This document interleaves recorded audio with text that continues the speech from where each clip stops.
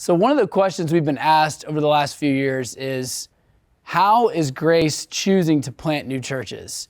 And this has been a question that we've really had to figure out, because there's a lot of places that have said, hey, it'd be awesome if we had a Grace Church here in Chattanooga or a Grace Church here in San Francisco.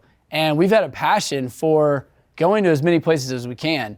What we learned through even planting Grace Lanier is that we really need to find not just a location that we're passionate about, but a leader that's able to lead that church. And so we've had to kind of slow down our process and say, it's not just about a location we're passionate about. We've got to find a leader that's ready to lead in that location. So this really caused us to develop out the residency program to raise up the next generation of leaders, and then to add on that and to create the fellowship program, which was specifically designed to raise up a church planner or someone who could lead a new Grace Church. And so this is something we've been working on the last couple of years. We're excited that Lee Lopez is leading Grace Lanier.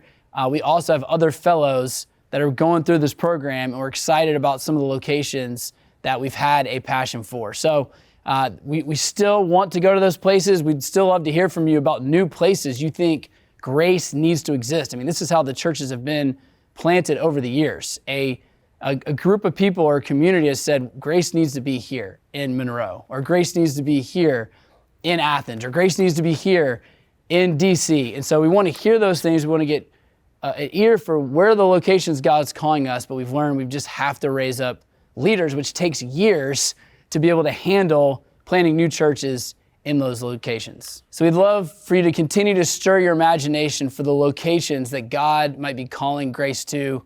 But even more than that, be praying for the leaders that can lead in those locations.